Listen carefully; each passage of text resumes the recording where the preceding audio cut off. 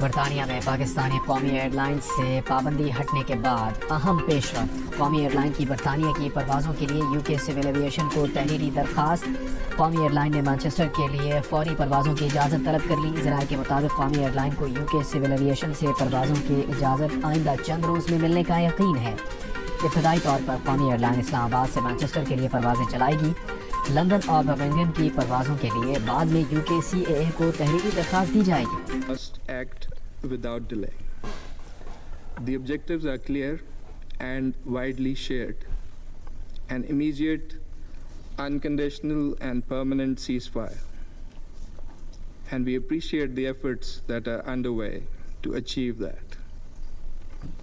The lifting of the blockade and restoration of full, unhindered and impartial humanitarian access in accordance with international humanitarian law through the UN system, including UNRWA, the release of hostages and Palestinian prisoners, the unambiguous rejection of all illegal policies and actions of the occupying power. اسرائیلی حملوں کے بعد غزہ میں بدترین صورتحال پر سلامتی council کا اجلاس۔ اقوام متحدہ میں پاکستان کے مستقل مندوب عاصم افتخار نے کہا عالمی برادری کو فوری طور پر غزہ کی صورتحال پر کردار ادا کرنا ہوگا۔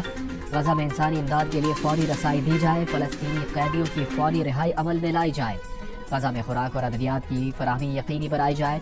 عالمی برادری غزہ میں انسانی مظالم کا نوٹس لے، اسرائیلی مظالم کا نوٹس لے، غزہ میں فوری اور مستقل جنگ بندی یقینی بنائی جائے۔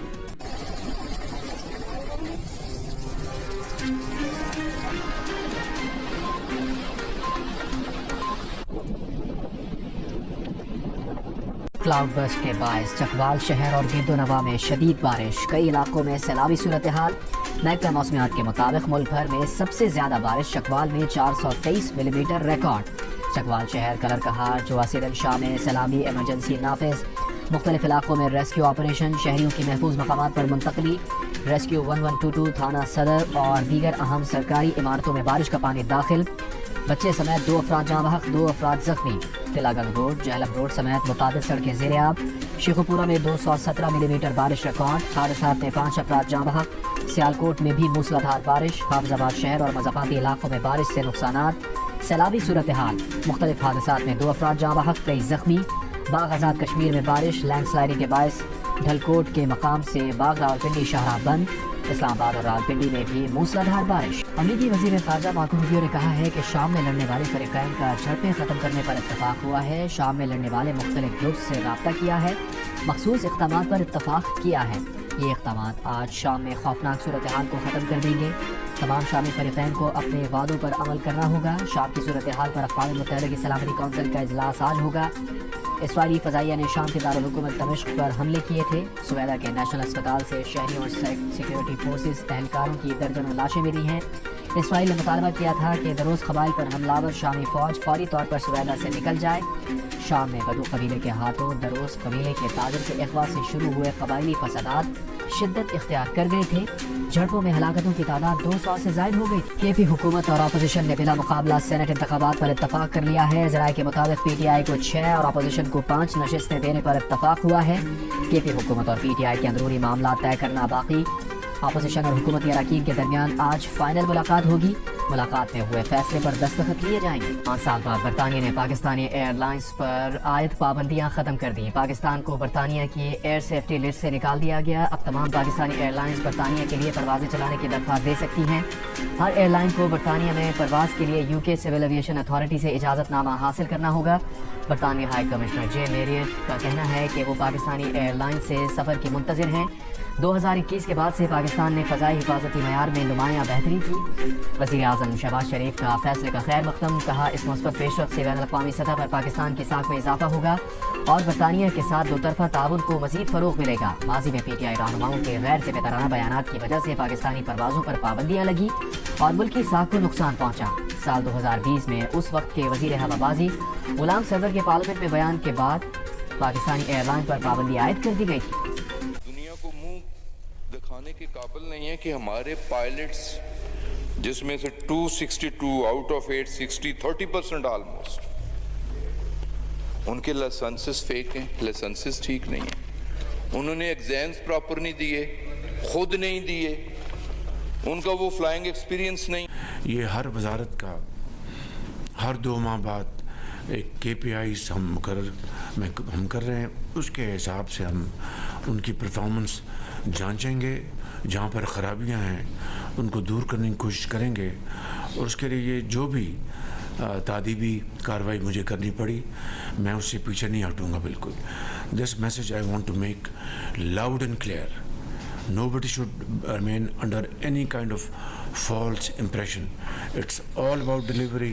It's all about service to the nation. ہر 2 ماہ بعد وزارتوں کی کارکردگی کا جائزہ لیا جائے گا, پرفارمنس کو جانچا جائے گا, خرابیاں دور کرنے کے لیے تعدیبی کارروائی کی جائے گی. وزیر اعظم شہباز شریف نے خبردار کر دیا, صاف الفاظ میں بتا دیا کہ کوئی غلط فہمی میں نہ رہے, وہ کسی ایکشن سے پیچھے نہیں ہٹیں گے. کابینہ اجلاس سے خطاب میں تمام وزارتوں کو عوام کی خدمت کی ہدایت. وزیر اعظم کا حالیہ بارشوں سے کئی قیمتی جانوں کے نقصان پر اظہار افسوس. کہا سانحہ سوات جیسے دلخراش واقعے سے سبق سیکھنے اور بچنے کے لیے مؤثر اقدامات ضروری ہیں. بارشوں کا سلسلہ ختم ہونے پر چاروں صوبوں کے ساتھ میٹنگ بلائی جائے گی. وفاقی کابینہ نے زندگی بچانے والی ادویات کی درآمد پر ٹیکس میں 5 سال کی چھوٹ دے دی. EOBI کی پینشن میں 15% اضافے کی منظوری. اعلامیے کے مطابق پینشن میں اضافہ ادارہ اپنے وسائل سے پورے کرے گا. اطلاق جنوری سے ہوگا. کابینہ سے کامران خان ٹیسوری کی کراچی میں خلات بس حملے میں جاں بحق قوالوں کے اہل خانہ سے تعزیت. کہا رضا شہید کی 6 مہینے کی بیٹی ہے, احمد شہید کی 4 بیٹیاں ہیں. ہمارے معصوم شہریوں کو نشانہ بنایا گیا, ہم اس کا بدلہ لیں گے. ہم نے بھارت کو جو دھول چٹائی ہے اور ایک بار پھر دھول چٹائیں گے. یہ نہیں ہو سکتا کہ فتنہ ہندوستان ہمارے لوگوں کو قتل کرے اور ہم خاموش رہیں. فتنہ ہندوستان نریندر مودی کا بھیانک چہرہ ہے. ان کارروائیوں کو بند نہیں کیا تو ہم ان کی پناہ گاہوں میں گھس کر ماریں گے. اور وزارت مذہبی امور اور بین المذاہب امانگی نے کہا ہے کہ ایران عراق شام کے مقدس مقامات کی زیارات نجی قافلہ سالاروں کے ذریعے عمل میں لائی جا رہی تھی. زائرین کی زیارات کے بعد وطن واپسی کے مربوط اعداد و شمار بھی نہیں ہوتے تھے. وزیر مذہبی امور سردار محمد یوسف نے اپنی پریس کانفرنس میں اسی بات کا ذکر کیا تھا. نہ آنے والے افراد کی حتمی تعداد وقت کا تعین پرانے سسٹم کے تحت ممکن نہیں. زیارت مینجمنٹ پالیسی کے تحت زائرین گروپ آرگنائزر کی رجسٹریشن کا عمل شروع کیا گیا ہے. رجسٹریشن سے موجودہ نجی قافلہ سالاروں کا نظام تبدیل ہو جائے گا. تمام زیارات رجسٹرڈ زائرین گروپ آرگنائزر کے ذریعے عمل میں لائی جائیں گی. میزبان ممالک میں غیر قانونی قیام یا مبینہ دیگر ہمسایہ ممالک جانے کی کوششوں کا تدارک ہوگا. حکومت کا چینی کی ریٹیل قیمت 173 سے 175 روپے فی کلو سے زائد نہ رکھنے کا فیصلہ. وزارت فوڈ سیکیورٹی کے مطابق نوٹیفیکیشن کابینہ سے منظوری کے بعد جاری ہوگا. قومی اسمبلی کی قائمہ کمیٹی برائے خزانہ کے چیئرمین کمیٹی نوید قمر کا کہنا ہے کہ حکومت کو چینی کے کاروبار سے علیحدہ ہو جانا چاہیے.